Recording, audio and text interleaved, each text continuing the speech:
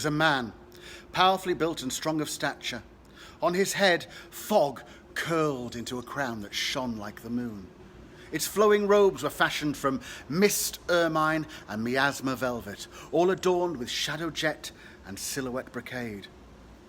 A fine figure indeed, and if it had had the good grace to stay its hand at materialization there, then perhaps Marley's terror would have abated. But it did not.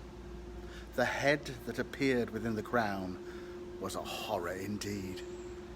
In most part, it was a pale death mask of a thing. The noble brow scowled, but in a countenance more in sorrow than anger. The eyes, keen and shrewd, were as blue as sapphires, and the lips set hard and cold, all told of a man who'd once been the highest of the high. This handsome and imposing visage was twisted horribly. The right ear had gone, burned away by some horrific and vile poison. The corrosive action of this venom had eaten into the surrounding skin also, consuming the face and exposing a goodly portion of the left side of the skull in a blackened and hideous wreck. The veins in the remaining skin were carved out with a finger of taint, dark green evil growing across the face like a hideous infection. After what seemed an age, Marley found his voice, small and quiet though it was. "Speak," he said, almost in a whisper.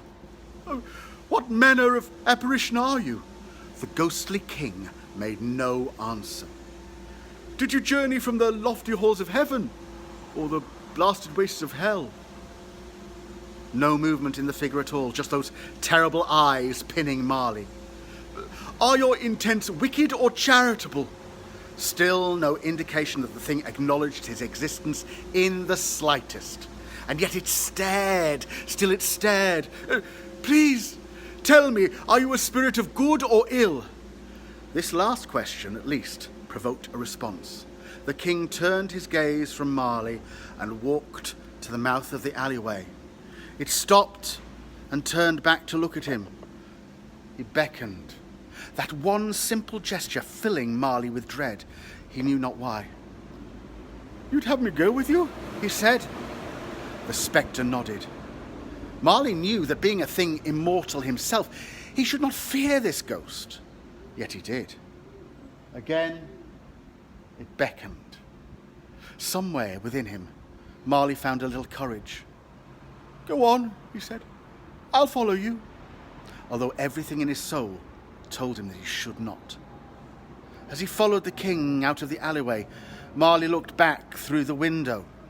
He saw Scrooge there, sitting in his office, alone and impassive. Scrooge was set in stone, Marley realized, a ghost before his time. And in that moment he understood he had no desire to ever see his old partner again. The Ghost King strode through the streets of London with Marley at his back. The living and the dead parted before them both, the latter with obsequies, the former with no apparent knowledge of their inadvertent homage to this insubstantial king. As they walked the streets, the fog and darkness thickened behind them. It was as if the king was some wearer of some great train of sadness. They passed a church in whose tower an old bell struck the hours and quarters. In all other days it was a merry chime, but with the passing of the king, the ringing took on a sonorous quality that likened it to the lich bell of St. Curtigan. All where they journeyed turned from the optimistic and cheerful towards the ominous and doleful. Even the carols chilled in the throats of their singers, becoming mournful, hollow dirges that could not entice a farthing from most generous of benefactors. Presently, Marley and the Ghost King came upon a melancholy tavern that Marley didn't know. In his life, he'd been a patron of some of the finest restaurants that London could boast of. But this paltry inn looked to him like it kept his clientele on the competitiveness of its pricing rather than the reputation of its cuisine. At last, the Ghost King spoke. "Mark me." The voice was both commanding and yet piteous. Great pain was seared through every syllable. I will," said Marley. "What do you want with me?" "Much," said the Ghost King, that one word landing like a gravestone upon Marley's ear. "Lend thy serious hearing to what I shall unfold." Marley's little store of courage had been used up, and all he could do was nod his acquiescence.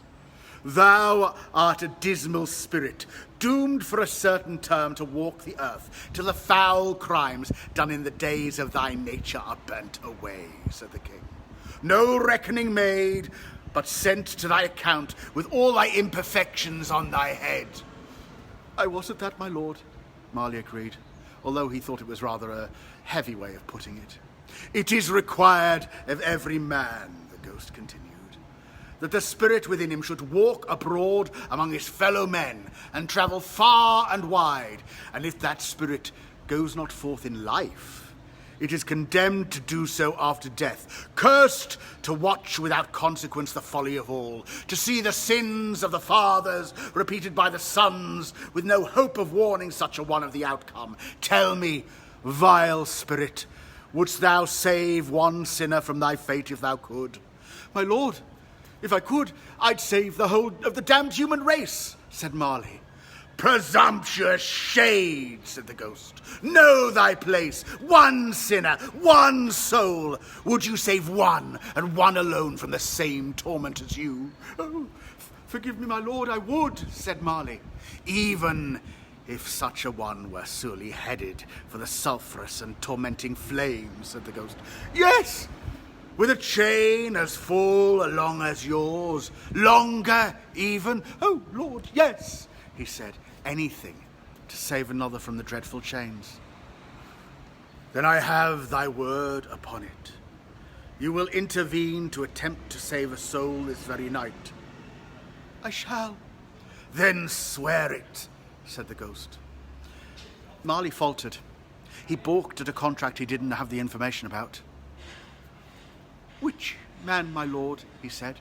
A shrewd question, as it turned out, and one that he had cause to regret not pursuing with greater vigour. Marley's impudence enraged the king. "Wouldst thou question me? Were it the basest of men, the foulest serpent that ever crawled the earth, wouldst thou refuse?" he said. No, my lord, no, of course not," said Marley. "Then wilt thou swear or no?" the king thundered.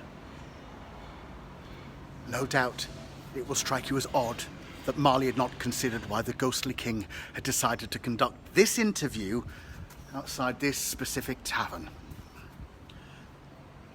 Perhaps you believe that if you were in a similar position, you might have taken this into account in your assessment of the situation.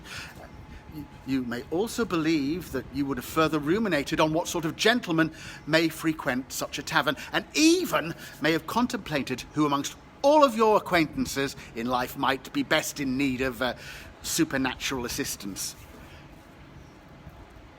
I mean, I've no way of knowing if you could have kept your wits about you enough to judge these questions, but I can tell you that Marley's wits at this time were so gone that none of this occurred to him in the slightest. Therefore, the obvious solution to this conundrum that no doubt you've come to from the comfort of your chair without the added weight of supernatural horror eluded poor Marley. And therefore, the next 2 words he said, he had cause to regret almost immediately. Excuse me. "I swear," said Marley. The ghost king sighed, a long and heavy sigh. He looked to Marley as if a great burden had been lifted from him. "'Tis done," the ghost said, and started immediately to fade from sight. "Wait," said Marley. "How am I to know who it is I'm charged with saving?" "He is upon us even now," said the ghost, and a figure walked through the rapidly dissipating form of the king, scattering the last of his figure into the fog once more. The face that replaced the king's, Marley knew only too well. Ebenezer Scrooge! Exclaimed Marley.